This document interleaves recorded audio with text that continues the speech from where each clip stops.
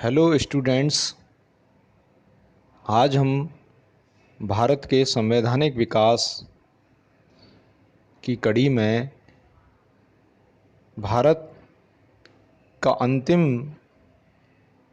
अधिनियम, जिसको कि भारतीय स्वतंत्रता अधिनियम 1947 के नाम से जाना जाता है, के बारे में चर्चा करेंगे। यह अधिनियम भारतीयों को सुखद अनुभव देने वाला अधिनियम साबित हुआ, जिसके द्वारा भारत को स्वतंत्रता प्राप्त हुई। कांग्रेस और मुस्लिम लीग के नेताओं द्वारा भारत विभाजन की माउंटबेटन योजना जून 1947 को स्वीकार करने के बाद ब्रिटिश संसद ने भारतीय स्वतंत्रता अधिनियम पारित किया, जिसको कि भारतीय स्वतंत्रता अधिनियम 1947 के नाम से जाना जाता है। इस अधिनियम की प्रमुख विशेषताएं हैं, जिनका उल्लेख करना यहाँ उचित समझूंगा। जैसे इस अधिनियम द्वारा 15 अगस्त 1947 को भारत को दो भागों में विभाजित कर दिया गया। प्रथम भारत, द्वितीय पाकिस्तान।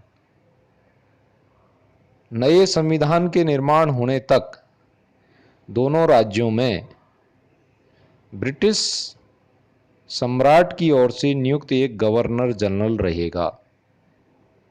ये इस अधिनियम का एक महत्वपूर्ण हिस्सा था। गवर्नर जनरल कार्यपालिका का संवैधानिक अध्यक्ष होगा। 15 अगस्त 1947 के बाद देशी राज्यों पर से ब्रिटिश सर्वोच्च सत्ता का अंत हो जाएगा।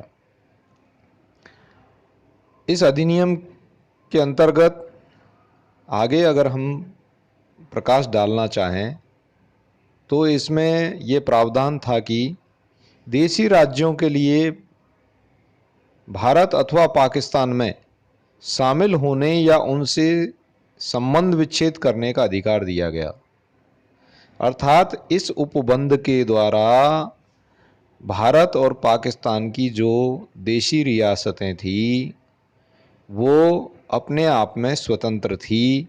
अर्थात भारत और पाकिस्तान की देशी रियासतों के द्वारा विभिन्न प्रकार के टुकड़े और किए जा सकते थे।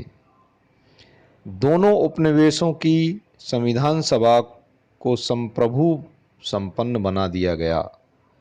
जब तक नया संविधान नहीं बने तब तक दोनों उपनिवेशों को केंद्रीय एवं प्रांतीय प्रशासन हेतु 1935 के अधिनियम में आवश्यक संशोधन किया जाएगा। इसलिए 1935 के अधिनियम को बहुत महत्वपूर्ण अधिनियम के रूप में जाना जाता है और भारत के संविधान में महत्वपूर्ण काफ़ी बड़ा हिस्सा 1935 के अधिनियम का है। प्रांतों में राज्यपालों की स्थिति संवैधानिक प्रमुख के रूप में होगी, जो आज भी देखने को मिलती है।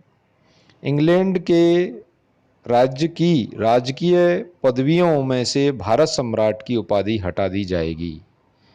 भारत सचिव के पद का अंत कर दिया गया।